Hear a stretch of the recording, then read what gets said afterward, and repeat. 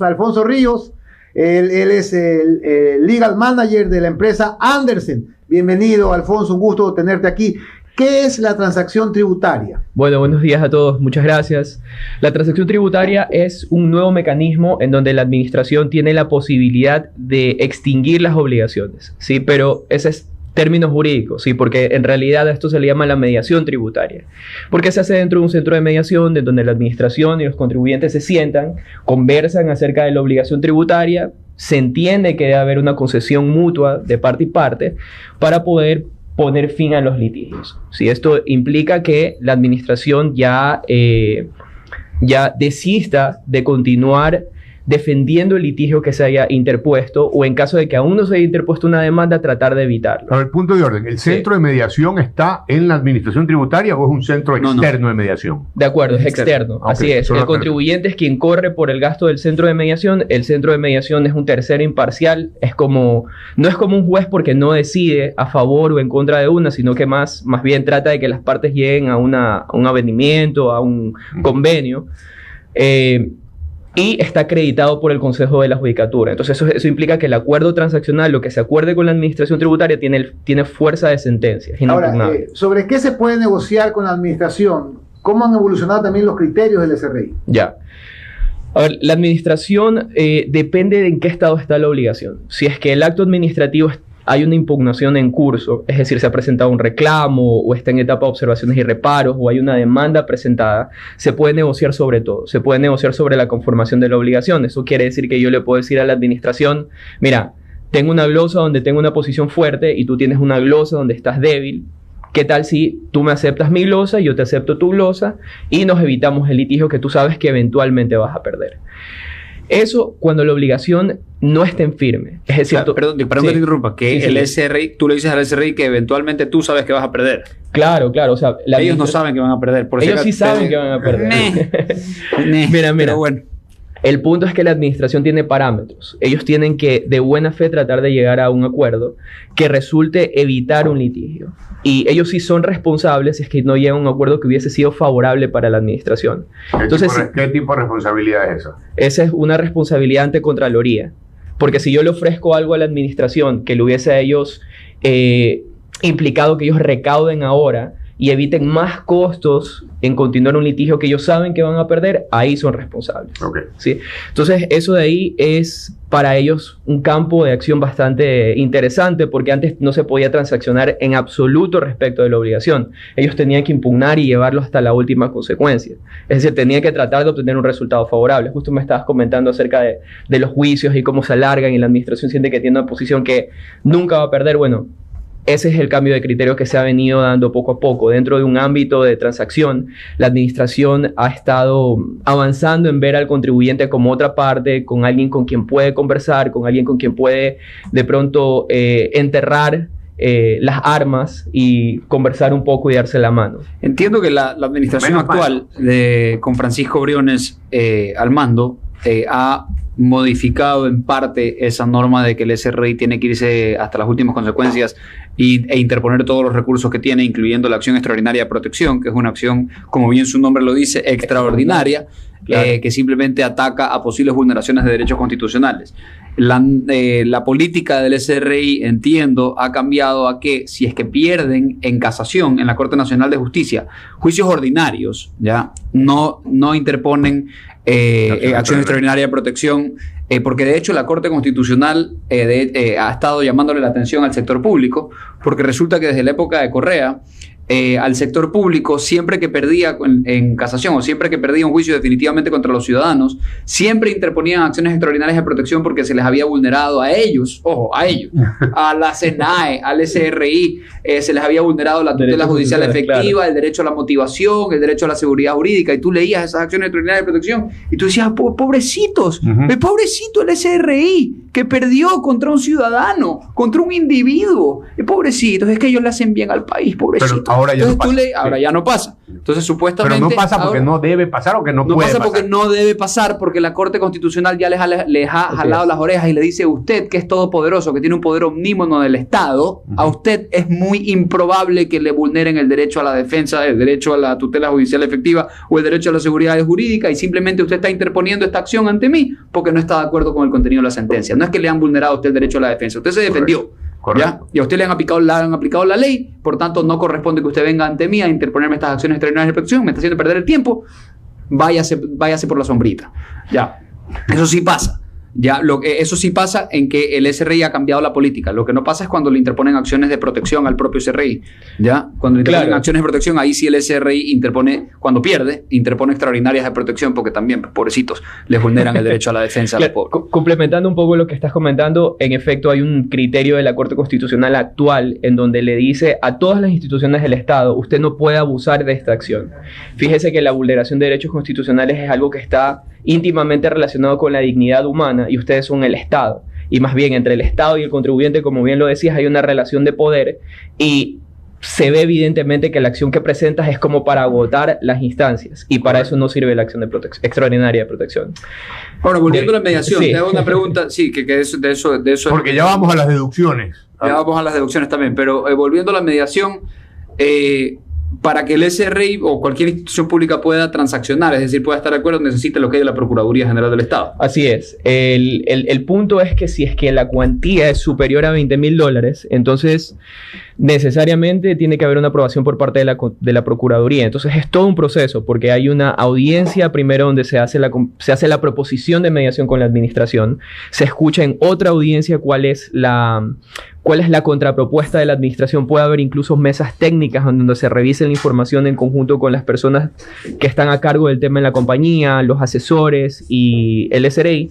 Y finalmente, cuando ya se firma o cuando ya se realiza un acuerdo transaccional borrador, ese acuerdo transaccional tiene que ir acompañado con un informe de costo-beneficio, y eso tiene que ir a la Procuraduría General. Y la Procuraduría General tiene que aprobar, tiene que abstenerse o puede negar el acuerdo transaccional, que debería ser poco probable, porque ya el SRI es quien hace lleva el peso del análisis técnico, ¿no? Tengo preguntas del público. Estamos conversando con Alfonso Ríos, Legal Manager de la empresa Andersen.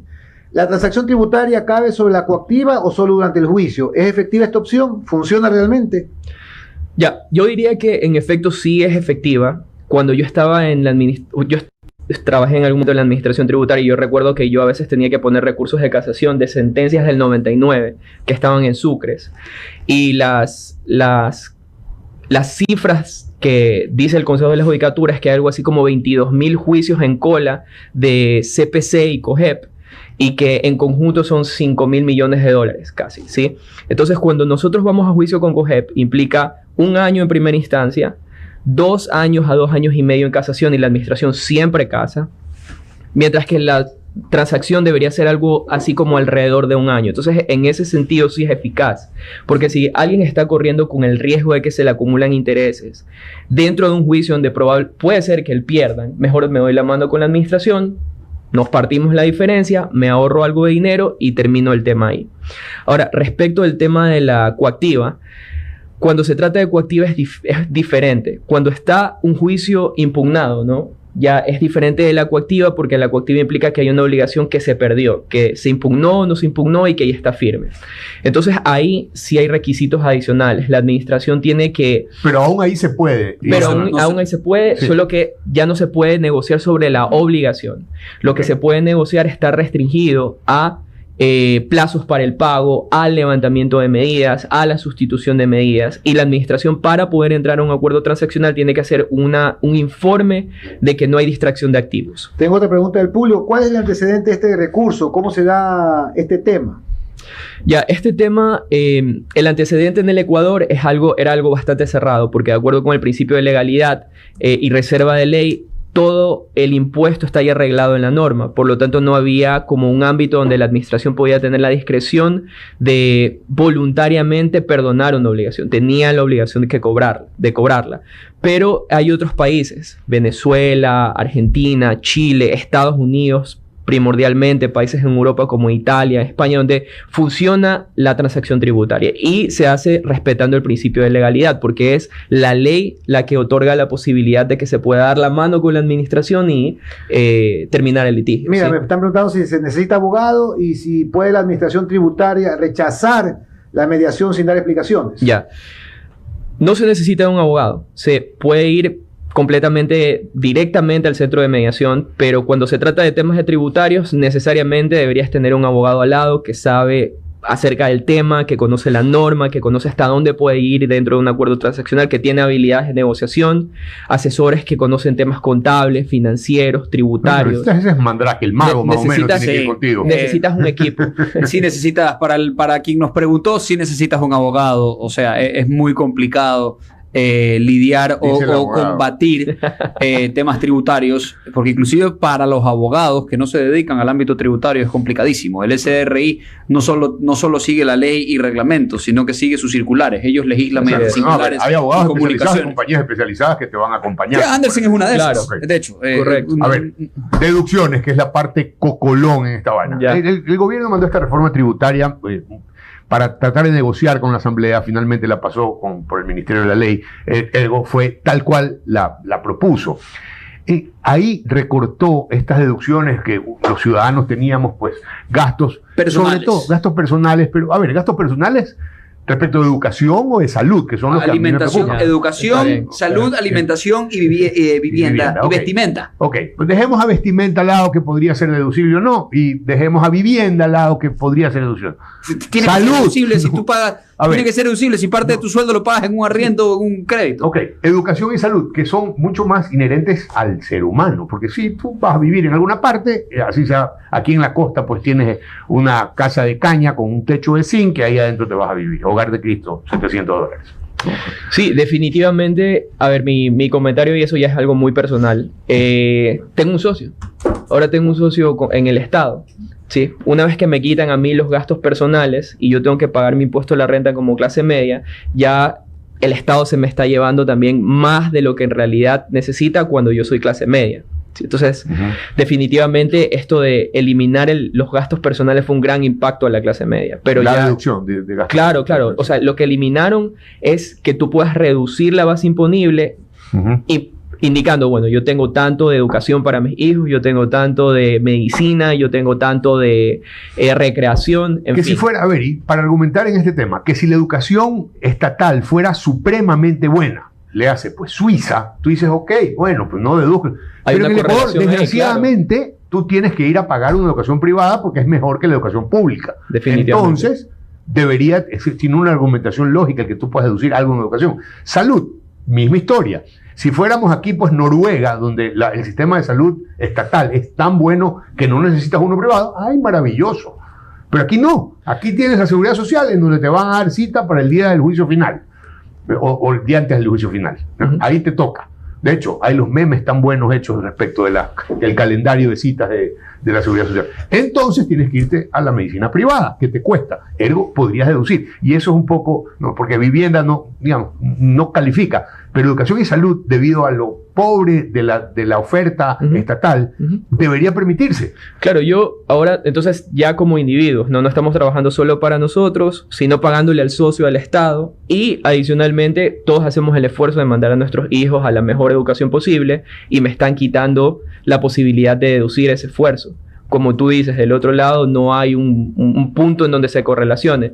Y eso definitivamente hay principios en materia tributaria, como el principio de suficiencia recaudatoria. ¿Hasta cuándo el Estado debe meterle la mano en el bolsillo al contribuyente sin que esto implique que ya están pasándose más de la cuenta o tomando más de lo que necesitan? ¿Sí? O una proporcionalidad también entre lo que recaudan y la prestación que ellos están dando, que es lo que tú estás indicando. ¿Cuántas personas tributan en el Ecuador? ¿Tienes el dato? No, es que son 260.000, 270.000. Esos somos los contribuyentes. O sea, ¿por qué no aumentan el número de contribuyentes? Y se van a... Bueno, ahora la vez pasada... Pero es que eso es lo que quisieron hacer, eso es lo que quisieron hacer con el RIMPE. Eso es lo que quisieron hacer. El director del SRI está en una campaña de formalización de negocios y emprendimientos tratando de meter al RIMPE, que la Corte Constitucional se lo cargó hasta $20,000. Hace poco acaba de declarar inconstitucional el RIMPE de los artesanos, me parece, y pequeños emprendedores de hasta $20,000, y hizo un régimen para todos hasta $100,000. Igual que la Corte Constitucional se tiró abajo las cosas positivas de la ley, que era la derogatoria del impuesto a la herencia solo para los hijos, porque para la Corte que haya una distinción respecto de ser hijo es discriminatorio para los primos, sobrinos, padres y abuelos, cuando es obvio que ser hijo es diferente que ser padre, que ser primo, que ser sobrino. De hecho, hoy en día hay deducciones para los hijos en el impuesto a la herencia. Entonces, según el criterio de la Corte, eso sería también discriminatorio, porque los hijos tienen que ser iguales a todos. Pero en fin, respecto a las deducciones, yo sí creo que se le pasó la mano se pasó la mano en la ley. Y eso hizo que las retenciones para quienes están en relación de dependencia se aumenten, porque tienen que retenerte todo lo que corresponde a tu impuesto según la renta, y tienes un máximo de rebaja. Ya no son deducciones, son rebajas a la base imponible que llegan hasta $1,000 y pico si tu base imponible es menor a $24,000 anuales, y si es mayor a $24,000 anuales, lo único que puedes deducir son $500.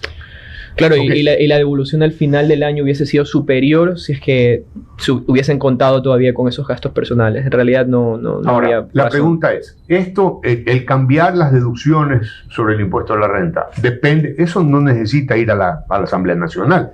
Esa vaina es una decisión simplemente del Ejecutivo, es decir, señores, creo que nos extralimitamos y vamos a aceptar hasta, y no digo que volvamos a los $14,000 de antes, pero que vayamos a $4,000, a $5,000 de deducción anual. O sea, claro. ¿Podría ser posible? O sea, en este caso es un decreto ley, ¿sí? Y la razón por qué es decreto ley fue porque pasó por el Ministerio de la Ley, porque la Asamblea no aprobó dentro del término que establece la Constitución. Pero como todos conocemos ese aforismo, en el derecho se deshacen las cosas como se hacen, implicaría una reforma a esa ley para que pueda ser modificada. Pero vía Asamblea igual. Vía Asamblea de todas maneras, claro. El decreto tiene con iniciativa fuerza del presidente. Con iniciativa del Terán presidente. dice, esas medidas están hechas para aumentar la recaudación, pero a mi criterio están mal dirigidas, atacan a la clase media. Sí, definitivamente. Es justamente lo que estamos conversando ahora. Bien, bueno. Sí, seguimos, hay una pregunta más del público, espérate. ¿Qué pasó con la conciliación? Dice aquí.